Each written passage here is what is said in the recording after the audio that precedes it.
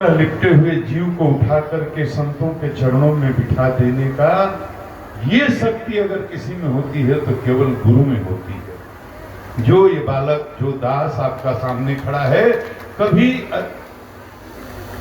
दुष्टों के, दुर्जनों के पीछे के 47 लेकर के दौड़ता था और गुरुदेव ने सिर पर हाथ रख दिया तो आज भागवत का श्लोक पढ़ता है।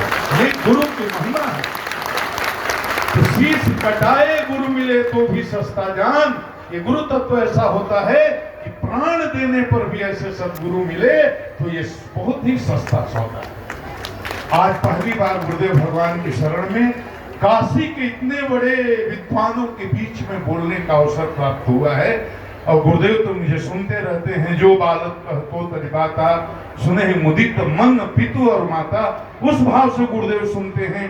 लेकिन गुरुदेव की ताकत से, इनकी शक्ति से, इनकी कृपा से मैं इतने बड़े बड़े विद्वानों के बीच में बोलने का साहस कर रहा हूं। नहीं तो काशी के विद्वानों के बीच में बोलने की हिम्मत करना, साहस करना बहुत बड़ा काम है। ये सामाजिक समरसता का मंच है, ये धार्मिक समरसता का मंच है, ये आध्यात्मिक समरसता का मंच है। इस गुरु जी के मंच पर हम तो विशिष्ट अद्वैत में निष्ठा रखने वाले लोग हैं, अद्वैत निष्ठा वाले लोग आते हैं, द्वैताद्वैत निष्ठा वाले लोग आते हैं, विशिष्ट अद्वैत में निष्ठा रखने वाले लोग आते हैं। ये सब सनातन के प्रहरी हैं और सारे सनातन के प्रहरियों को जोड़ करके उनका नेतृत्व करते हुए आज सनातन का धर्म ध्वजा पूरे विश्व में हमारे गुरुदेव भगवान लहरा रहे हैं। बोलिए श्री जीव स्वामी जी महाराज की। संस्कार और संस्कृति और राष्ट्र की बात हो रही है। एक गूढ़ बात में जो महसूस करता हूं बोलता हूं। काशी के विद्वानों के बीच में गुरुदेव के शरण में, चरण में, उनकी कृपा से, उनकी प्रेरणा से हमारे यहाँ पुनर्जन्म का सिद्धांत है। हम अनंत जन्मों में अनंत प्रकार के कर्म कर चुके हैं, निरंतर कर्म कर रहे हैं। रजोगुणी कर्म, तमोगुणी कर्म, सतोगुणी कर्म, तमाम कर्म जितने हमने अनंत जन्मों में किए हैं, जब तक मुक्त नहीं हो जाते तमाम हमारे कर्मों की स्मृति हमारे चित्त में संचित होती है। ये शरीर मरता है, ये अंतःकरण मरता नहीं है। ये अंतःकरण आत्मा के साथ चिपक करके जन्म जन्म तक जिस जोनी में जाएंगे ये यात्रा करता है। मन है, बुद्धि है, चित्त है, अहंकार है। चित्त और अहंकार का, मन का, बुद्धि का, चित्त और अहंकार का ये अंतःकरण का शोधन करना। हम जितने कर्म किए, कर्मों की स्मृतियां हमारे चित्त में है, स्मृतियों का पहाड़ है।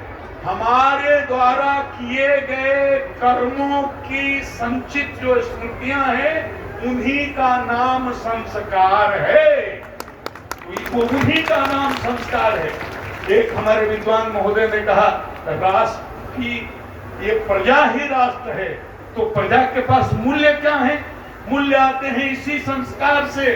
संस्कार आते हैं कर्म से, कर्म से स्मृति बनती है, स्मृतियों से संस्कार बनते हैं, संस्कार से स्वभाव बनता है, स्वभाव से हमारे मूल्य आते हैं, जिसकी गुरुदेव ने अभी चर्चा की।